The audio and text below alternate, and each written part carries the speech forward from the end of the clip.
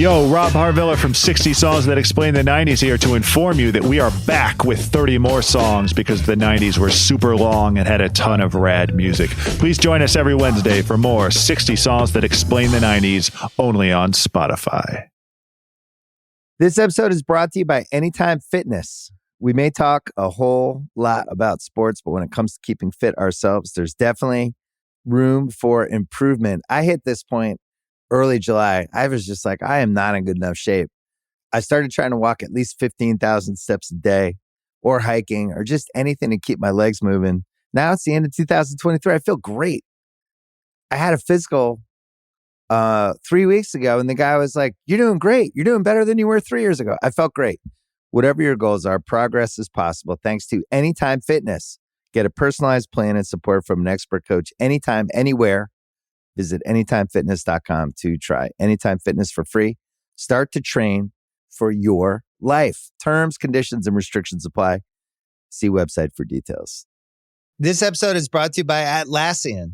Atlassian software like Jira, Confluence, and Trello help power global collaboration for all teams so they can accomplish everything that's impossible alone.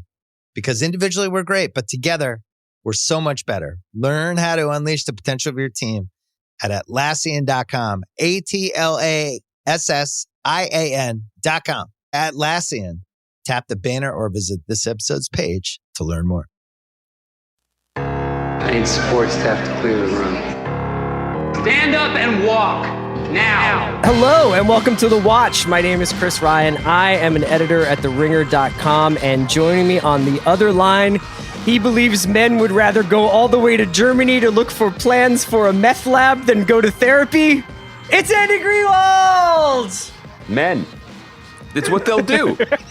Oh, That could be Andy, the subtitle for much of the TV of the last 20 years. Monday night in America, and we are talking about Better Call Saul, the episode Hit and Run, which you, if you are an avid Saul fan, have probably just watched. We wait until after the Saul episode drops to release our Monday podcast so we can talk about those eps. But we're also going to talk about Doctor Strange 2: in the Multiverse of Madness. It's not in, is it? It's just the Multiverse of Madness. There's no 2, baby. There's just a colon.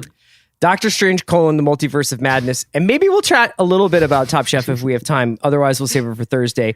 Also, the back end of today's podcast. Let me just get through it. One second. I got to do it. What did I do wrong? You didn't do anything wrong. I'm just really jealous because Doctor Strange : is not in network for me and my provider. He does a lot of business here. I think Doctor Strange : is one of my favorite Fletch characters. Yes. Okay. Sorry. Continue. Do the rundown. Also joining us on the podcast today is Jamie Hector, who we all know and love from The Wire, his character Marlo Stanfield, but he's also now on We Own This City, which I think is my favorite show currently on right now. Episode 3 aired this evening, featuring one of my favorite scenes from the series so far, an incredible moment with him and Bernthal in a car wash. And I can't wait for everybody to hear Jamie talk about making the show.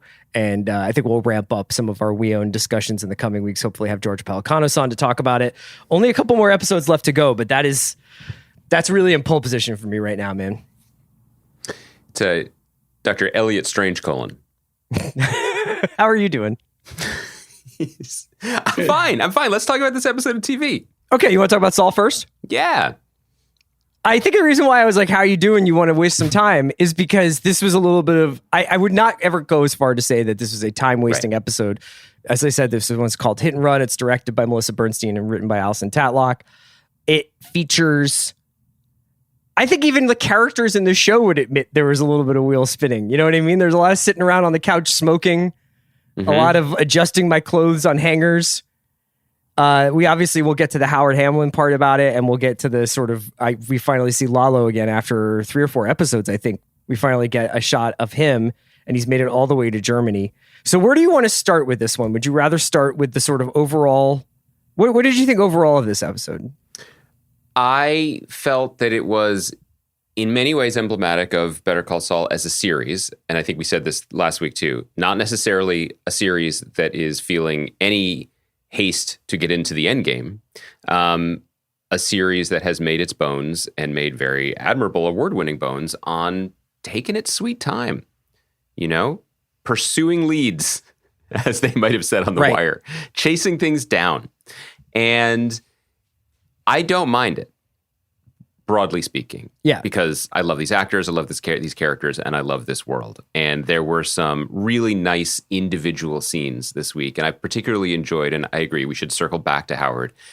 I've really enjoyed that Patrick Fabian has been given some gifts this season, because I think he's an interesting actor who's mostly just played one note of a character for a long time. So I've really appreciated those little grace notes. They've done this before, and you can feel them. Yeah, you remember camp when you were a kid, Chris? You ever go to like a day camp or sports camp, and like the highlight of the week was when they would like give you a little Dixie cup full of juice? But sure. You know what I'm doing here? But this wasn't like Jonestown. Okay, this isn't going dark. I'm just saying. I felt like juice was pretty abundant at camp. Like it wasn't like an end of the week treat. I just remember it being maybe I went to a very parsimonious camp, but I also remember that all the counselors were like probably under the banner of heaven sports camp. You deserve this, Jedediah.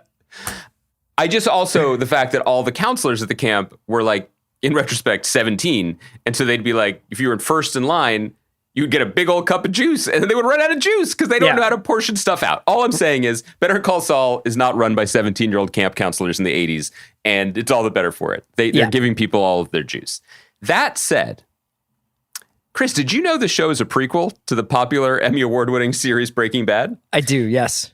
And one of the things with prequels is we kind of know what happens. And so it's possible to be in the position we're in now, where I am truly, truly admiring the amount of bone-deep dread that these brilliant storytellers can mine from situations to which there are not many uncertain outcomes. Mm-hmm. Right? I think that's kind of amazing.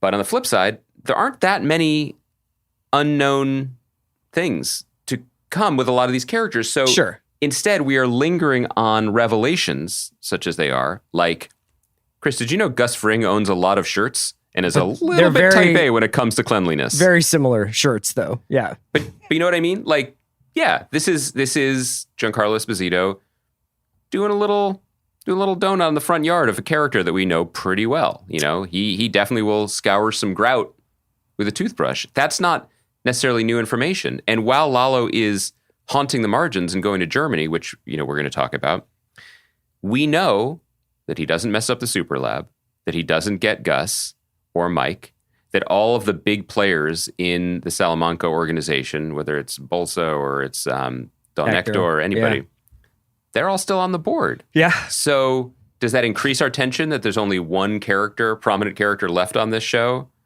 who has an unknown fate? Yeah, that's kind of intense. But otherwise, it does muddle the drama for me a little bit week to week. I got to admit it. I hear you. I thought that to your point about patience, it was kind of funny. I think that it's not out of the realm of possibility to just say, like, audience members are not unlike the Sandpiper class action participants, where, you're sitting there and you're just like, I'm ready to get paid, And it's not like I'm impatient. I didn't put these. I didn't say that this had to be the last season of Better Call Saul. I'm not the person who was like, that wasn't you? That wasn't me. And I think that in some ways, what you're talking about is final season-itis. And the idea that you're sort of anticipating certain big shoes to drop. Obviously, we got one in Nacho. But so far, I think that creating Lalo as the shark from Jaws and creating a lot of tension around, like, now, especially with the meth lab, the super lab. And, I guess Gus basically is putting a holdout pistol somewhere, like on the tire of a tractor. Is that what he's doing in that scene? I have no idea. Right. I thought it was a tequila stopper. No, but you know what I mean? Like, there are these little things that are going to come into play, but are not like major moments of, like, I don't think it's, on their first pass, you're like, obviously this is happening. Gus seems to be more worried about Lalo coming back for the lab than he is for him, right? Or even any other person. He seems to be very specifically worried about the lab. He went to great pains to obscure the lab, He's got Mike down there showing him tunnels and showing him all this stuff. He's clearly foresees the lab as the playing field for their Super Bowl. And I'm kind of, I was a little bit in the dark as to like why that seems to be Lalo's focus. It seems like Gus should be the main target, and then whatever happens after that like is a benefit. But maybe I'm just not understanding the intricacies of Salamanca business. I think the intricacy is just, remember what he said to Hector on the phone was he'll bring proof that the Chicken Man is doing something against them, and that would be the super lab, right? I guess. I think maybe he just wanted to go to Germany. I mean, who wouldn't? It does seem pretty nice. I thought this is the nature of these episodes of Better Call Saul, because like, is there only one more in this mini season? 2, I think. So yeah, we're going to be, in a week or two, we're going to be in ecstasies. Like, that's the weird thing. Like, I think it's going to be phenomenal and we're going to love it. There are always episodes like this. And I think it's probably important to try instead to focus on the fact that Tony Dalton is very, very good at being evil and charming at the same time. And I remain just dazzled by Saul and the Breaking Bad and the whole team, including executive producer Melissa Bernstein, who's a very nice person and who had her directorial debut with this episode, their ability to just keep finding the right actors to deliver in small roles. Because you think about Berner's widow. Oh, yeah. Let me rephrase that. No one among us has thought about Berner's widow at all. But the show had to create a compassionate and sympathetic and appealing character in the most minuscule amount of brushstrokes. Mm-hmm. She just happens to know who astronauts are and enjoys a nice crisp dry Riesling, I would imagine, at the bar.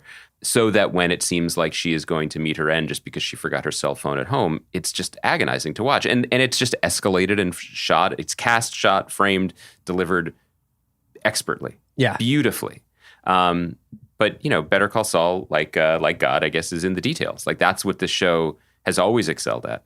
I find it ultimately less satisfying when it has set pieces like that. I'm very pleased, no matter what the end result is. It's just production at an extremely high level. I'm less compelled when the show does the kind of fan service, like origin story for the receptionist kind of thing. That's exactly what I was going to say. Like, that is a question I did not have. I appreciate the answer, but I'm good.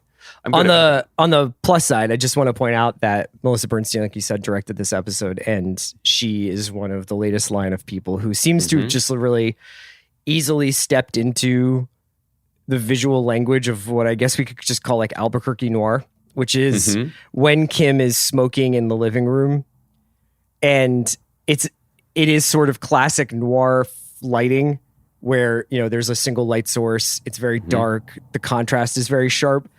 But the color palette is all the browns and oranges of New Mexico rather than the black and whites of classic noir, or maybe some of the more neon ideas that we have from like De Palma and Mann and some of the 80s stylists that like really like, I think in your mind, you think of like William Friedkin, and it just gets very electric and very like neon flash.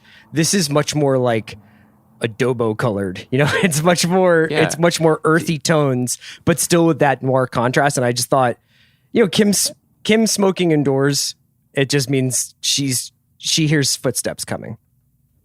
Yeah, and it's it's very significant that she doesn't disabuse Jimmy of the idea that Lalo's dead, right? That she's holding all of this in. I agree with you about just the beautiful aesthetic consistency of the show, and I just continue to beat this drum that it's just really an argument for longer running series as much as anything else. Marshall Adams is the cinematographer on Saul, and is just exceptional, like peak of his powers, top of his craft. And you can't do, everyone you're mentioning, whether it's Melissa Bernstein or Ray Seahorn or Giancarlo Esposito, all the people who are taking turns directing episodes, they are all absolutely, without question, smart, talented, creatively engaged people. And people who fit those criteria can direct episodes of TV. But directing episodes of TV is also super time-consuming and hard. And you can't let people practice it in real time unless you have just an absolute rock solid system in place. You know what I mean? So people can step in, share their ideas, and then you have people who have been doing this for years who can execute those ideas. So it may have been Melissa Bernstein's idea to let's see if we can frame Kim's face in the coffee cup. That's a very bad Saul type of thing. Yeah. But doing that while still making your day, that's a whole other story. So we get to enjoy, I assume it's basically like test driving, a Lamborghini. I hope that they all had fun doing it, but we really get to enjoy it. There is no noticeable drop off in quality. It's just always finding new ways to say things in a very distinct visual language. It's really satisfying to watch. That's why I always also feel a little weird being like, yeah, not much happened because it's sumptuous. Yeah, but it's also pleasurable. A lot did happen. And there are scenes like the one with Howard and his private investigator that makes me kind of wonder whether or not Howard should be taken equally seriously to Lalo. Maybe not in terms of the amount of destruction he might rain down on people or like violence, but I thought it was pretty noteworthy that he hired a PI to start investigating Jimmy pretty thoroughly for a couple of reasons. One, Jimmy's also being watched by Mike. We know that part. And two, what will Howard do with that information, and what will that do to Howard? If Howard finds out that Jimmy is working in the cartel or that Jimmy has contact with Gus, and really what happens to Kim too. Obviously that's like the driving question of the entire season.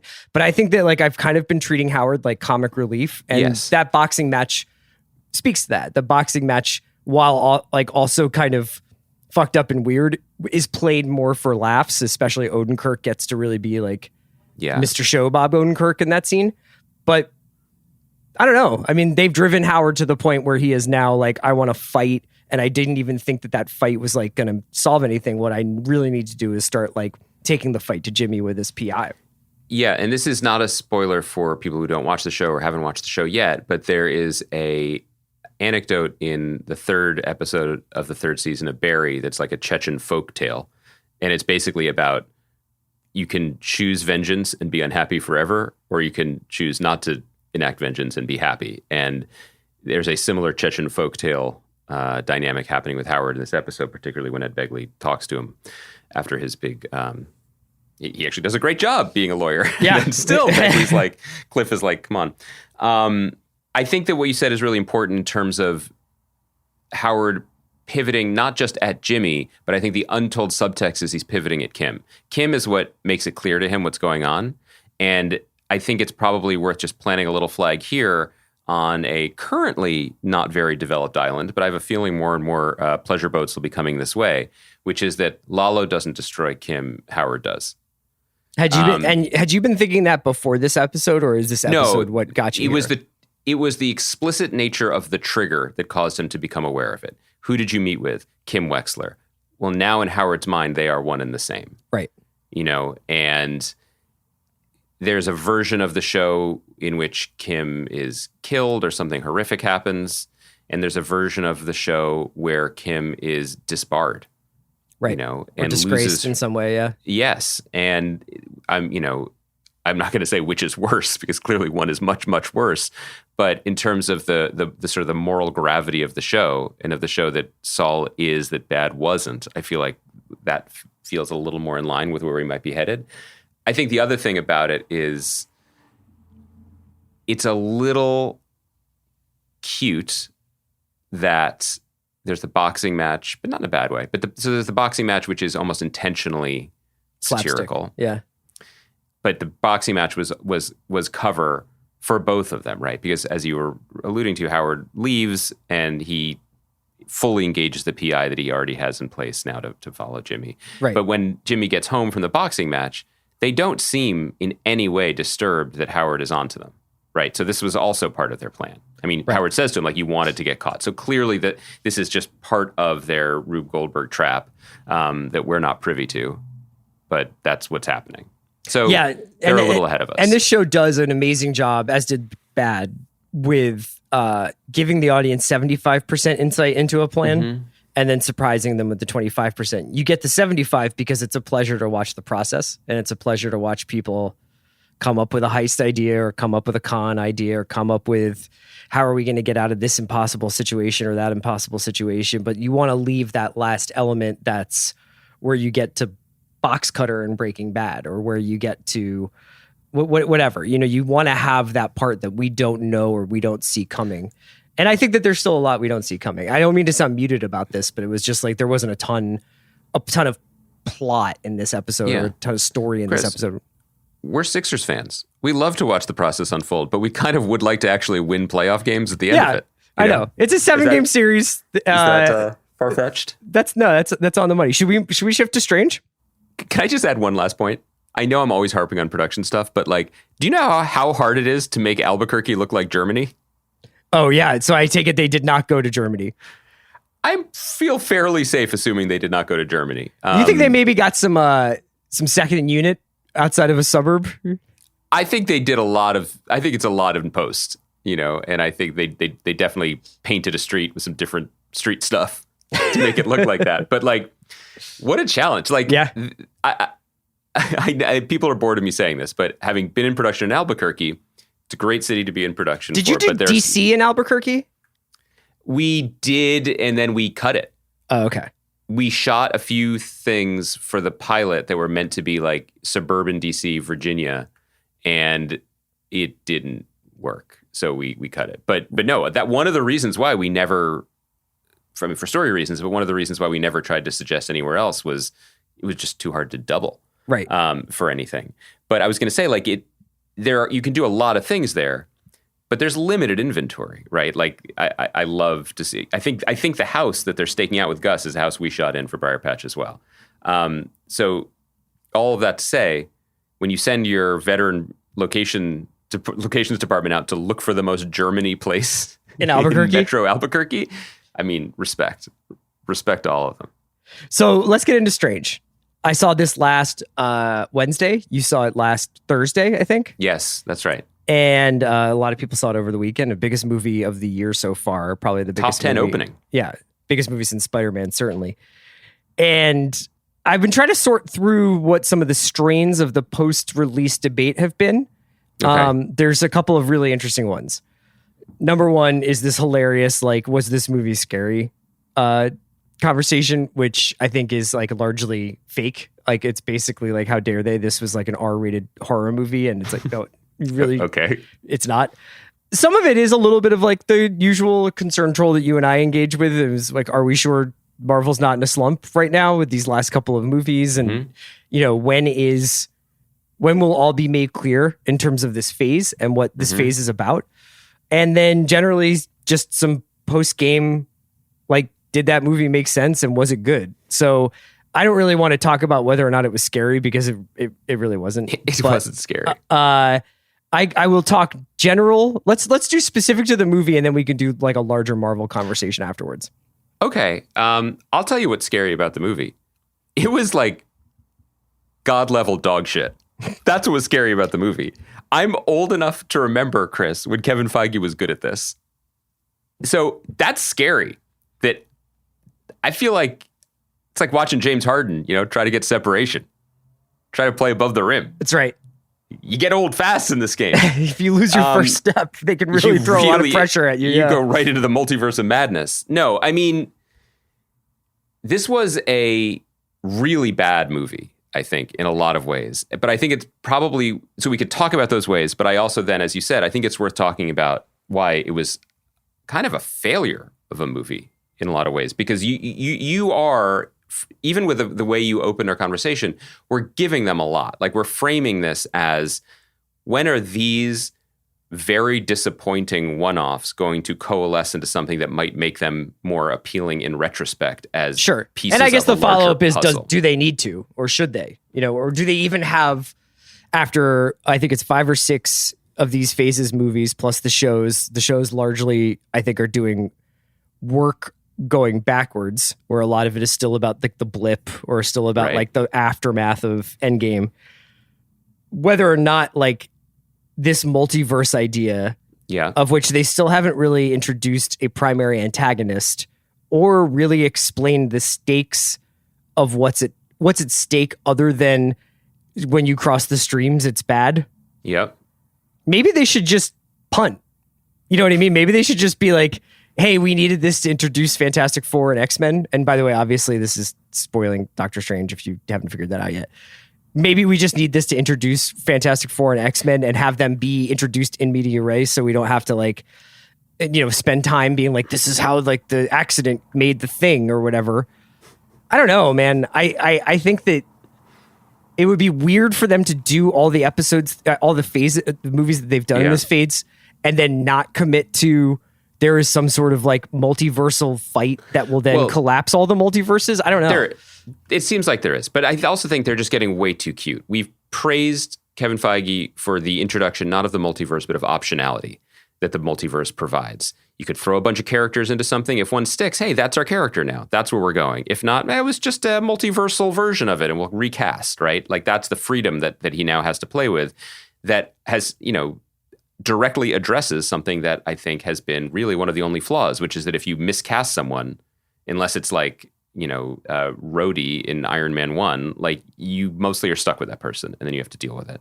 So that has been clever for them. But there clearly is now, after this movie, a plan for what the next big Infinity War is going to be. And if you'd like to know how it was introduced into the Marvel Universe and what made it awesome, you have to go back to a guy called Jonathan Hickman and his pretty amazing multi-year run on Avengers that started 10 years ago.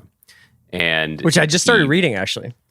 This is amazing. I love this for you. I think love this for us. One of the things that's funny is like every time I go see one of these Marvel movies, I typically open up the Marvel app and start reading either stuff about the character I just saw or just like something that you or Concepcion or somebody else has like mentioned as one of their favorites. And I had never read the Hickman Avengers, and it's awesome. It's really good. It's awesome in the way that his stories tend to be, like his most recent X-Men stuff too, which is just like, oh, I'm just going to wrap my arms around all of it and show you how it could be and maybe should be, and then I drop the mic and I leave. Right. And so what he did was he took over 2 Avengers titles, the flagship Avengers, and then also another title that had been running called New Avengers. And in the pages of Avengers, he has Captain America and Iron Man being like, we need to get bigger. We need to be more than just the Earth's defenders. We need to defend the universe. And so many characters who either once were Avengers or tangentially Avengers or never were Avengers just come into the fold. And there's like 40 or 50 characters at play, and they're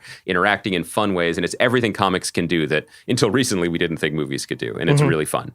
In New Avengers, he takes this concept created by another beloved comic writer named Brian Bendis called the Illuminati, which is a collection of the self-appointed collection of the Marvel Universe's smartest minds.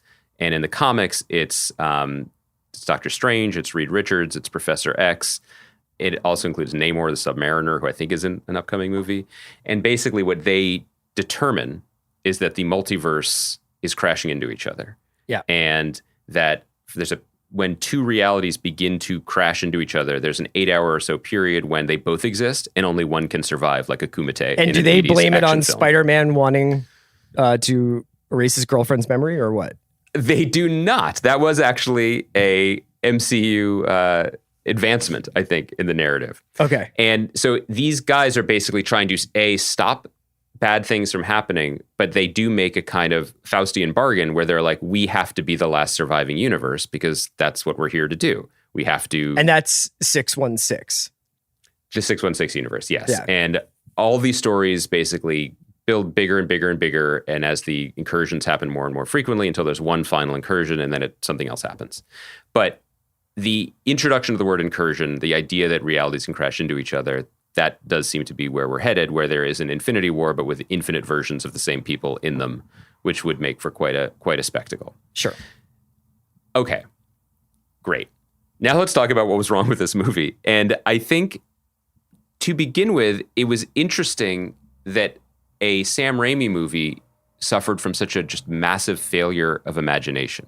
There are parts in the second half of the movie, and you told me this, and I didn't on the pod last week. I didn't really know what you meant. Mm-hmm. But in the second half of the movie, there are some scenes that are just clearly Sam Raimi. You know, whether it's the camera work and the close-ups of the face or a fight using musical notes. I think starting with the moment that America and Steven go flying through like a dozen different worlds and then land, and then there is the reflecting pool fight with Wanda. Yeah, that's cool. Yeah.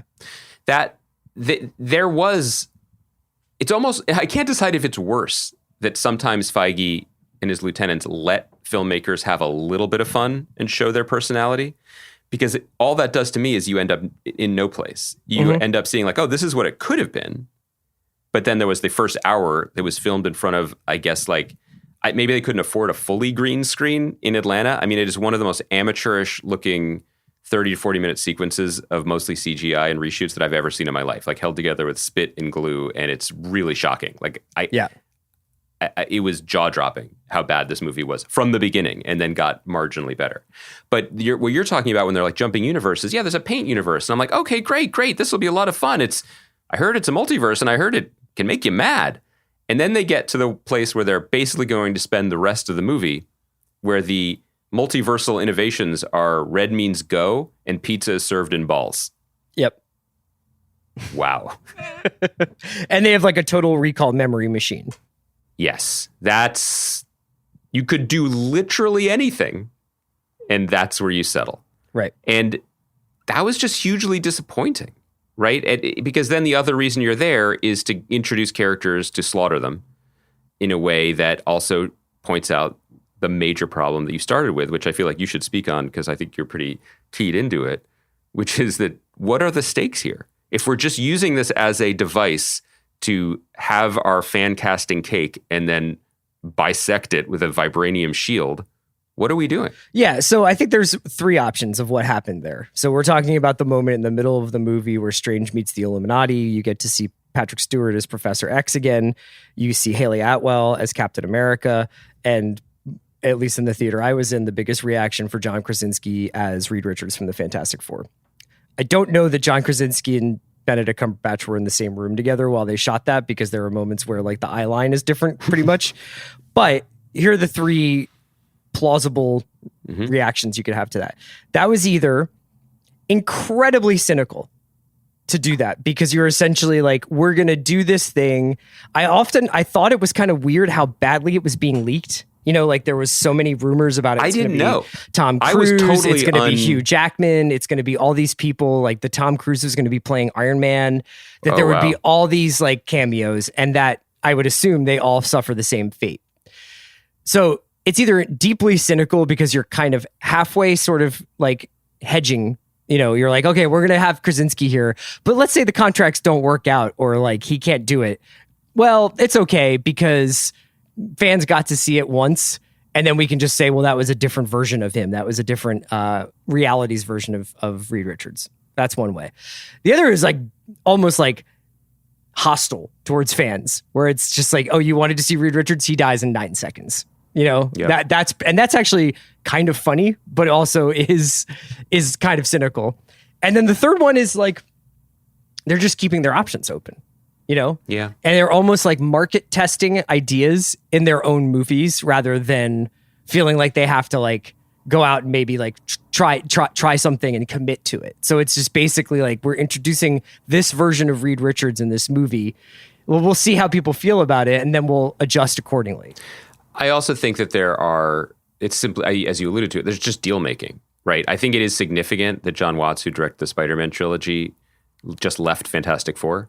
That suggests it could be creative differences. It could be, as was mentioned to the press, that he just wanted to take a break from superhero stuff. Or it could be that they're trying to make a deal with the actor they want to play Reed Richards, who also is insisting on directing the movie. And we know who, and that would be my old college chum, JK. So I think that that's all very possible and plausible. I thought that scene was cute, mostly cynical. I felt like it spoke to Feige's kind of, he seems neither here nor there with all the toys he's inherited recently. Taking your time introducing X-Men makes sense. There are creative ways to get kind of cutesy with it, like when Evan Peters was the other Quicksilver in WandaVision. I forgot about that. But he also, as we know, hated the Marvel Television stuff. Hated it. And having Black Bolt, who is a ridiculous character in the comics, but can be kind of epic and cool. He's on the Illuminati in the comics as well. kill himself by not having a mouth and having his voice explode his own head felt kind of mean towards the Marvel television stuff in a way. You know, Right. It's hard not to read into it. Similarly, Fantastic Four is a beloved property and one of the biggest things they have left and one of the biggest swings they have still left to take. Introducing even the idea of it in this kind of throwaway fashion felt odd to me. You know, it like this was, if you were honestly excited about this, throw it at the end of the movie as a tag or something, right? Doing it here felt a little bit odd. It also highlighted something that I think doesn't get talked about enough, which is there are a lot of great actors in the world, and there are a lot of great superhero and supervillain parts. Not all actors are good at doing this. And I am not entirely sure what the deciding factor is. There used to be a joke that I had with my wife and with friends, like the way to make Star Trek movies good is just cast as many Shakespearean actors as you possibly could, because they're used to saying things that made no sense to modern audiences and they have fun with it. Yeah. There may be something to that as well, considering how many of the people in this movie were hiding their English accents.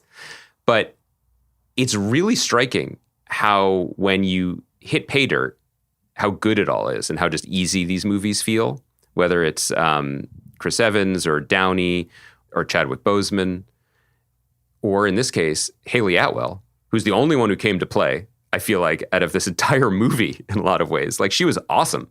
I don't care about Captain Carter from the What If cartoon, but when she was on screen, I was totally in. This is a fun superhero romp all of a sudden, right?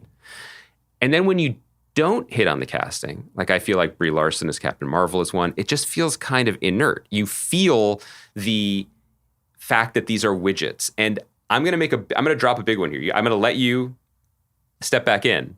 But I think Cumberbatch, I just don't really get it. I don't get what he's doing. I feel like he doesn't get what he's doing, and it just doesn't work as the lead character. I think it speaks more to the response I would have to all of this, which is that you could have like Laurence Olivier in these parts. I think that there just needs to be a kind of clearer story. I think that the amount that they have to talk shit to one another about multiverses and incursions and MacGuffin on top of MacGuffin on top of MacGuffin and Darkholds and all that stuff, which I think, like, you know, for some readers and some fans of the comics or of this character, that might make more sense than others.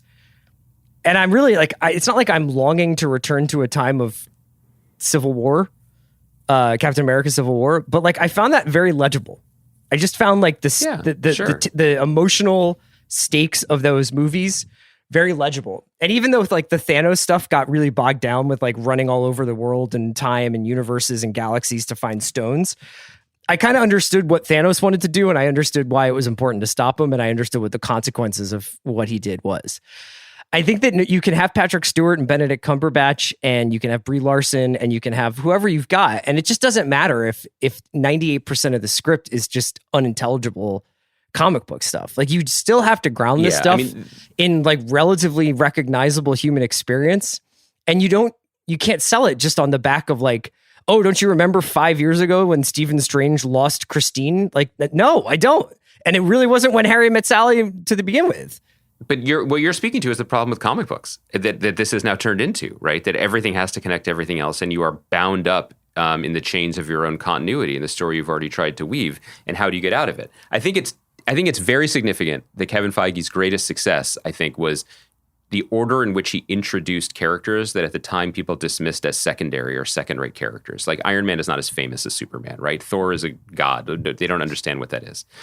He understood in a way that really, really translated, obviously, how to distill these characters into one sentence or less about what makes them tick and what will make them popular heroes. Yeah. Truly, for audiences, not just as, money-making IP machines.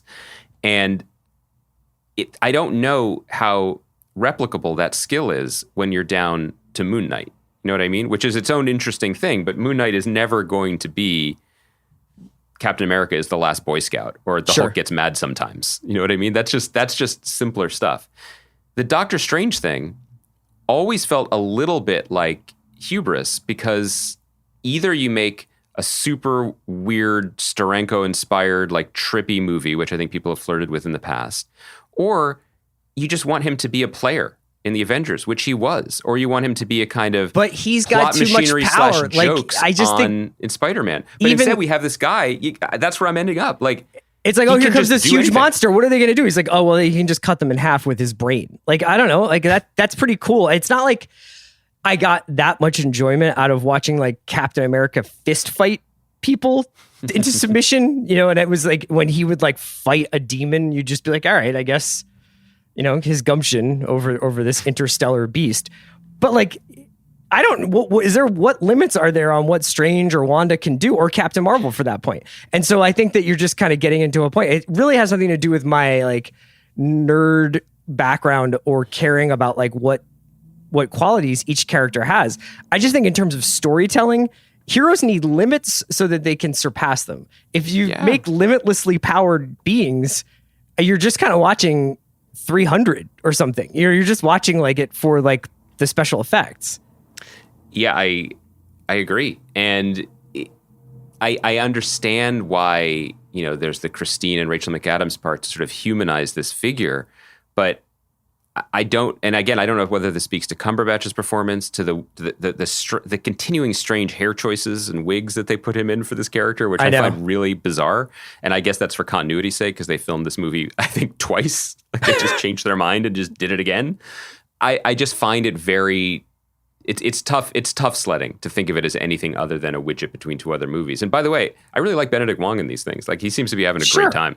Yeah. And he's a fun supporting character. My low-key other favorite detail is that Michael Stuhlbarg is above the title on the poster for showing up unrecognizable and pasty and whispering at a wedding. By the way, I didn't remember that he was in the first Doctor That's Strange also just movie. Incredible agent work. I think so. Yeah, they're like, oh yeah, you can get Mike back, but here are his terms. Yeah. We'll get this beloved doctor back.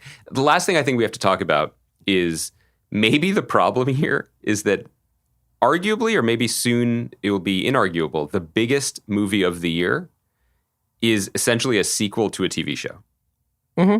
I'm not bringing this up because I'm allergic to it. We're TV guys. Like, that's how great.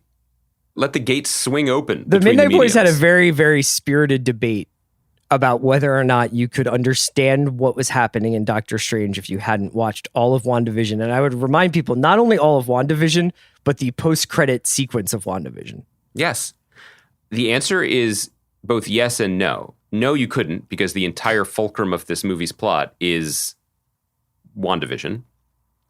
But two, yeah, sure you could, because I didn't see the connection at all. Like, I have been, in hindsight, critical of WandaVision. Like, I think we loved the first 3 episodes, and then as it became just kind of Marvel-y Marvel, I got less interested in it. Mm-hmm. But Jack Schaefer and Matt Shackman and the creative team, they basically made the Decalogue, okay, compared to what this movie was. Right. Like, they treated the issues at play with some spirit of playfulness, creativity, and sensitivity.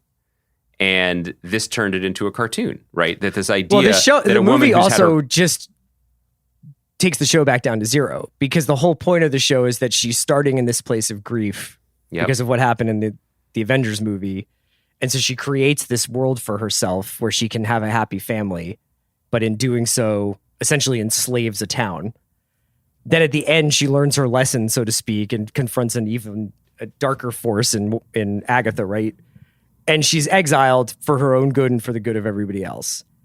And then the movie starts and she's just like back at zero. She's like, oh, I'm still pissed off about this. And now I'm mad about these fictional kids that I've created. And so because of that, I'm going to go on a killing spree. Across the multiverse. Yeah. With unlimited powers. And I'm going to be forced, and I read once. My exile will be to be buried in my own tomb. Yeah. It was rough. It was just clumsy. And I think it was made clumsier. I'm saying I don't care if they build off the TV show, but it's frustrating if you just undo what the TV show did. And I think the TV show, to its credit, I think we've all heard stories, whether sourced or not, that it is hard to work within the Marvel machine right now, because there's just, it is a machine. So it's hard to get these little glimpses of creativity and spark that we always try to highlight. They worked really hard to get those things. You know, they chiseled them out of this, and this movie had a clumsy sledgehammer. Last thing I would say, I really mean this sincerely. I don't want anyone to lose their job ever, especially during challenging economic or pandemic times. But guys, you gotta change vendors, Marvel. Not just the CGI teams who were not finished this movie. I mean, I don't think it's the technicians. I think it's like they're just like, we have to make a certain time, and then we have of course. to reshoot this movie because another movie came out and changed the. You need some new designers, because this is the second movie. So of the last three, right, all of which were pretty significant misfires, I think. Shang-Chi, Eternals, which I did enjoy because of its humanity, but I'm not saying was some great masterpiece. And this one, 2 of the 3 feature giant metal dog monsters. I assumed that the metal dog monsters menacing Wong and everything in the tomb were the same from the Eternals. I think that was incorrect. They were just leftover metal dog monsters. Okay. 2 of the 3, Shang-Chi and this one, featured blandly Pan-Asian settings populated by people in tunics spinning shit in the air. That then we were supposed to care about. Right. Like, give me some specificity here. Like, Raimi tried, I think, in moments to put a little wit or heart. Yeah, he tried to get a haunted house vibe going at times. Yes, he did, and I think some of the monsters had some like the eyeball. Yeah, demons. That was very Doctor Strange comic booky in a really fun way. But it just doesn't fly when you're not giving them you're not letting them open it up. You're not letting them actually drive the car. This is my second test drive analogy of the podcast. I apologize for my limited creativity that I'm displaying. But like, we always would make fun of director bullshit. Like, I think this is betraying the fact that you want a different car. I really do want a different car. I'm very close to talking about it on the podcast. Russo brothers being like Captain America, the Winter Soldier is actually the parallax view. Yeah. Okay. Bullshit. But Raimi did try to make a Sam Raimi sort of dark horror movie here. And you can see the trying, which is a bummer. You kind of just want to see this succeeding. So bizarre. And honestly, thank you everyone for letting us talk about this for 20 minutes. Doesn't matter. Going to make $1 billion. Sure. And we'll go see Thor and we'll keep watching stuff.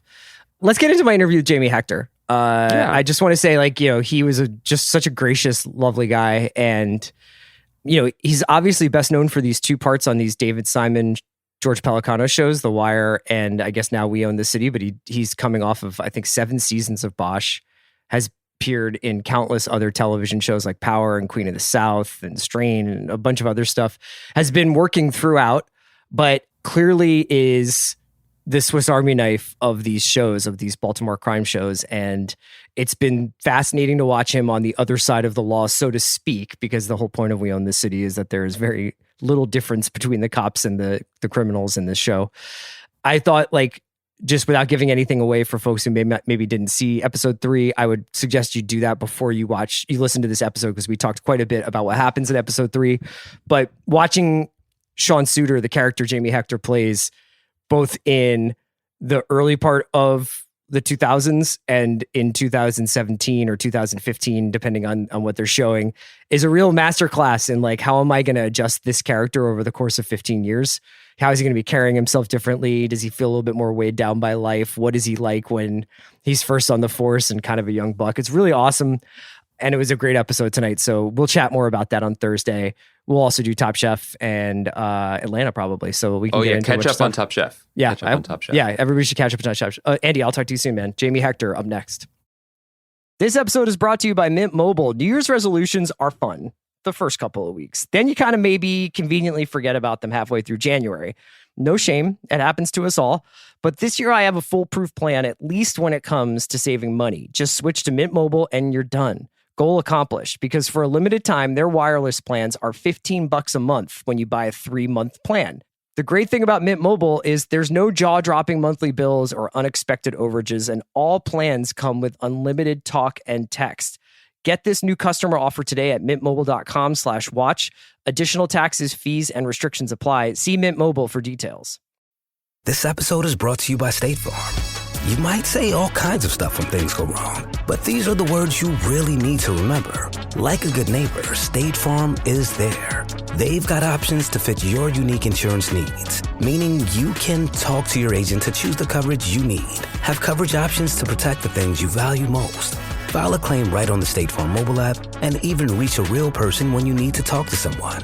Like a good neighbor, State Farm is there. It's hard not to add a side of hot, crispy hash browns to your favorite McDonald's breakfast. It's even harder not to eat said hash browns before you get home. Ba-da-ba-ba-ba. Love the way you look this wedding season at Men's Warehouse. With the range of sizes from extra small to big and tall. Explore top styles at prices for any budget, including designer suit and tux rentals starting at just $159. With over 600 locations, in-store consultations, and easy online booking, there's a reason why couples choose Men's Warehouse to find their perfect fit. Men's Warehouse. Love the way you look.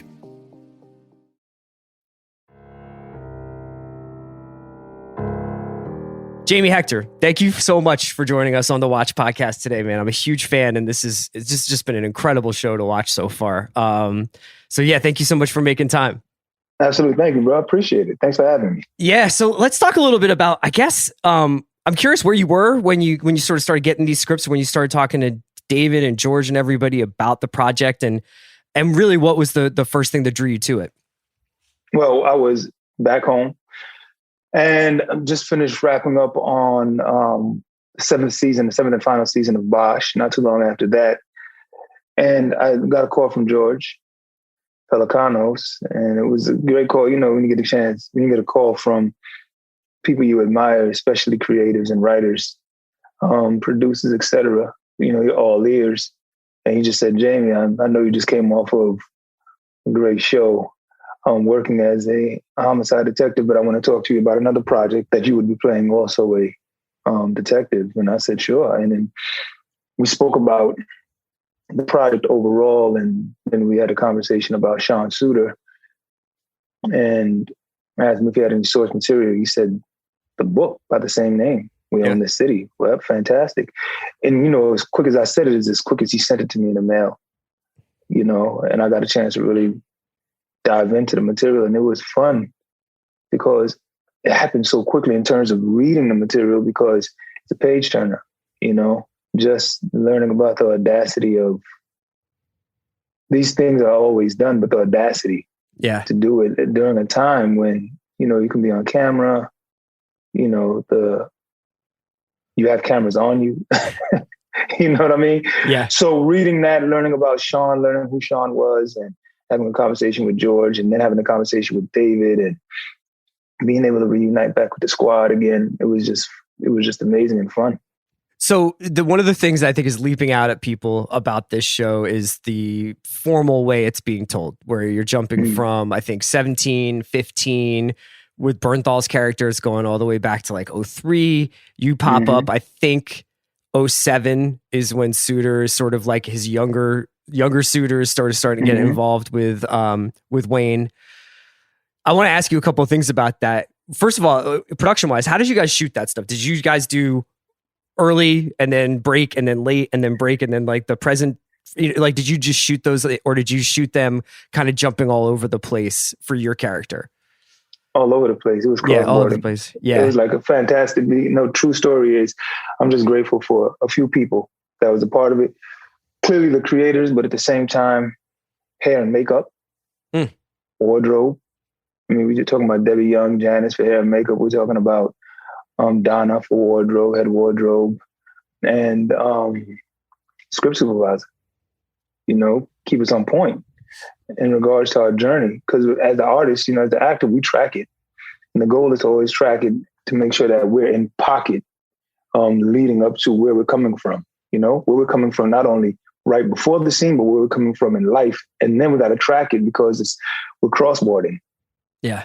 So that was definitely something to tackle. But with Sean, for example, you'll see his hairline might shift because before he was making a little bit of change, before he was actually working as homicide and growing in rank And when you grow in rank, detective, you make more money. Yeah. Over time. And then you saw his suit begin to change. Instead of it being as big as it was and the collar, spread collar, more fitted suit, hairline, instead of it just being unkept, it began to, it was more consistent that you would see him with a haircut and a taper, clearly because he started making money where he can support himself as well as his family. So just that over the period of time, and then storyline going back and forth, by the time you get into you do your work the night before, clearly, but then you get into the trailer, you grab the sides, things can change by the time you get to the sides. And then once you get in hair and makeup, and then they do their due diligence in terms of the increasing of scarf, the grays that are added in or taken away. And then you really lock in. It's like, okay, this is where we are today. Yeah. Yeah. It's like when, especially in this third episode, which featured a lot of your character and kind of culminates with Suter and Jenkins doing a raid on the car wash, but is juxtaposed with Suter at a different time of his life. His wife is kind of reflecting on like, I think you come home and you're like, I did some good today. Like I really had a good day on the job. And she's just like, that's such a change. It's really cool because it's like, you can see the different ways that like Suter's carrying himself. Like what the big one was the difference between the way he kind of like enters the bar to come see Wayne and like, it's all, everybody's drunk, everybody's having a good time. Nobody's going to be driving that night versus like the kind of like, the more stoic, maybe more weathered, maybe seen too many things person who comes home to his wife that night, but feels a little bit better about himself. A person that feels like he's doing the job that he signed up to do. Yeah. Versus the job that the cards that he was dealt, and then having to make choices and decisions that constantly chip away at his moral compass. Meeting with Jenkins in the bar, not realizing that you're about to get tested. Yeah. But you're still surrounded by people that you feel like, we're in this together. We're going to do some great work, bring closure to some families' tragedy, investigate, gather information, and do the work. Yeah. And now you realize, hold on a second, we got two different ideas of what the work is. And then moving down and then realizing that that's the case and then making it out of that. Now you're no longer in that space, but why do I keep bumping into these same dudes that I got a history with? Yeah. Why? Why are you around? I'm moved. I'm gone now. I'm actually doing work that I'm really proud of. And I can come back and tell my wife and share stories with her that I'm proud of in a city where we turned upside down, where it was, but now I can say, listen, I'm bringing closure to lives. You guys just keep popping up. Yeah. And you just want to remind me. That scene in the car wash, it's like Wayne is playing on that part of Sean where he's like, you're super cop. Like you did this, like I didn't know I was here with like the wonder kid who's going to like find all the guns and drugs and stuff. He's like very much playing on Sean's desire to be good police, right? Yeah. Yeah, no, absolutely. Right. And you can lean on somebody where they think their strengths are, like, this is what you really want to do. I know you want to help, but I'm going to show you how you can help yourself. Yeah. Put you in a position where it's very difficult for you to say no. And especially with people, with Sean in particular, which is, so you don't know if he did or didn't. I'm not sure if you saw the entire season, but we're going to talk about episode 3. We don't know. It's ambiguous. Yeah. Right. Yeah. It's ambiguous.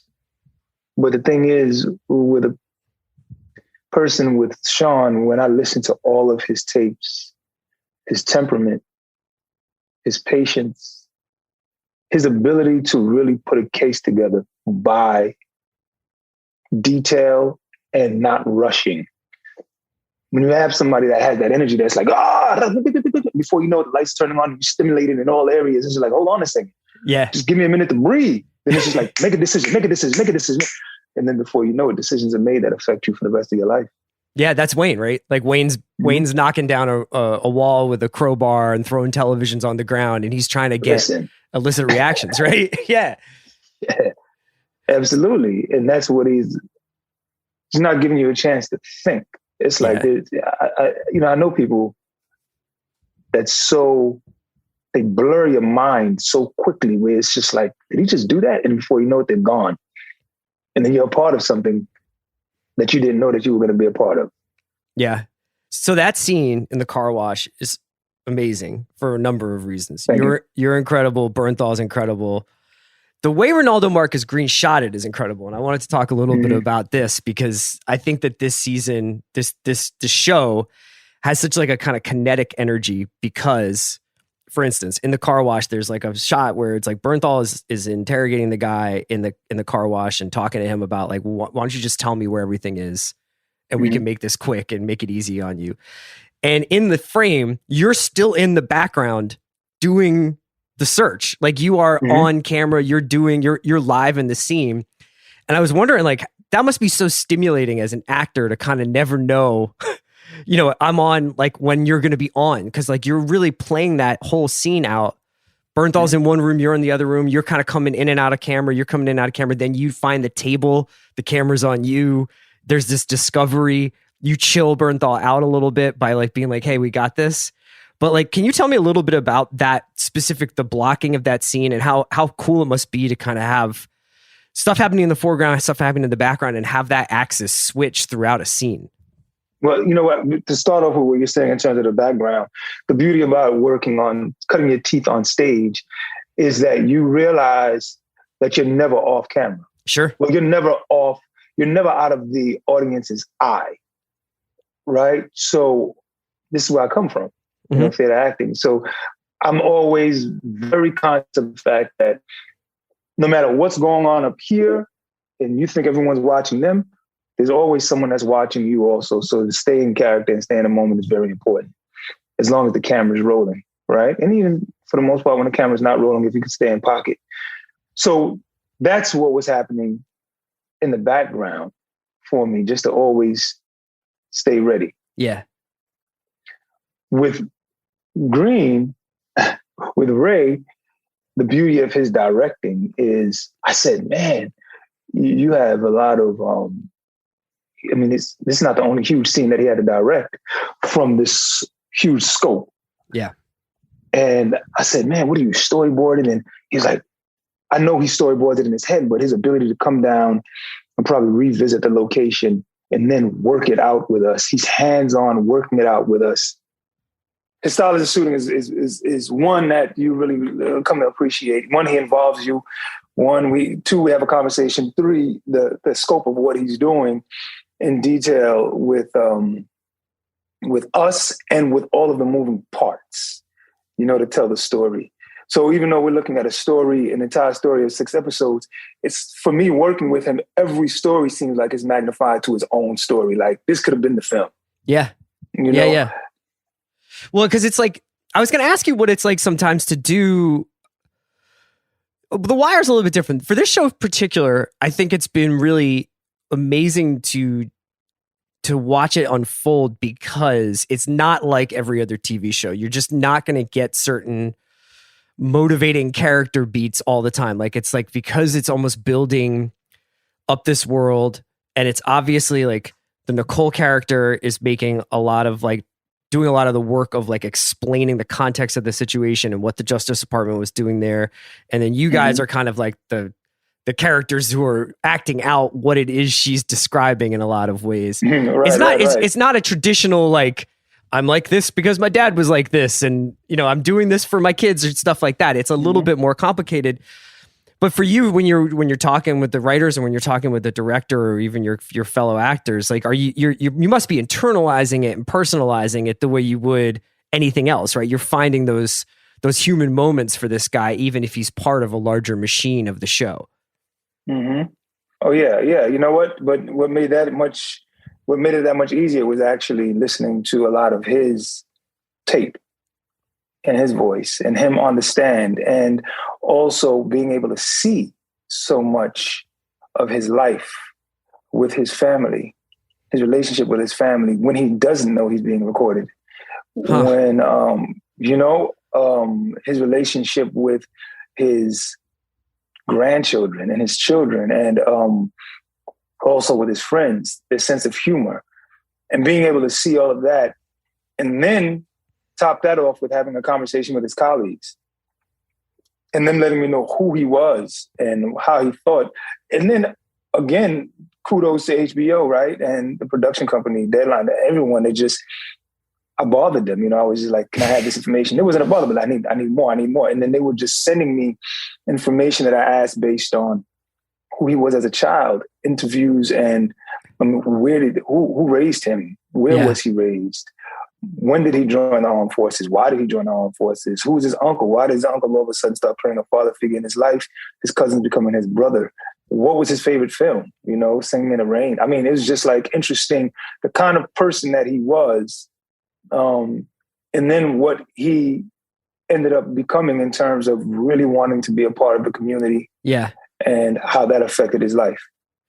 Because I would imagine a lot of that work when you're doing a character is stuff that you have to do yourself. It's like stuff you're almost fashioning yourself, where you're like, here's this guy's, I'm sure you've got a bunch of characters and you're like in the back of your head, this is this guy's favorite movie, but that's you. That's not getting. And the question becomes why? Yeah. Yeah. Because look, if you listen to, there's certain music that you listen to, and I try to associate the kind of music that he might have grew up with as well, right? And then create a playlist, right? But if there's certain music that you listen to that I would have never even thought to listen to, my question then becomes why? Yeah. Right? Why is this your favorite film? What is that sensitive part inside of you that exists that makes you want to, what are you either running towards or running away from or trying to surround yourself with that leads you to loving this? Yeah. You know, this story, you know, how is that your favorite? Like, how's that on your Mount Rushmore films? Yeah.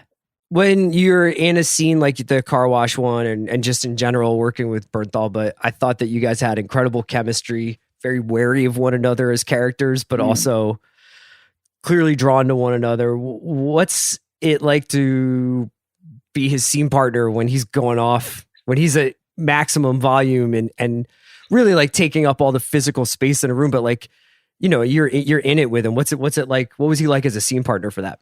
He's one that you really enjoy really listening and really responding to, because he gives you something to really listen to and really respond. You know, he comes with all of the work done and always with a great amount of ideas. Always. It's like, oh, Jay, what you think about this? Let's talk about this. And I'm throwing it back at him as well. And then we get on set, and it's not as if on your mark, get set, go. It's like we just walk into the moment. Yeah. And exist. Because we were working on it and talking about it and living it up and just having conversations about it way before we stepped into that moment. So what's it like working with him? It was fun. Yeah. You know, I mean, cracking jokes, chopping it up off scene, but at the same time, getting in the mix of it and just really listening to each other and what he has to say. You know, I know people like John with that, like Bernthal, like Jenkins with that level of always go and on, right? Yeah. And one thing that you realize that you have to be is in a space with that individual, you got to be yourself.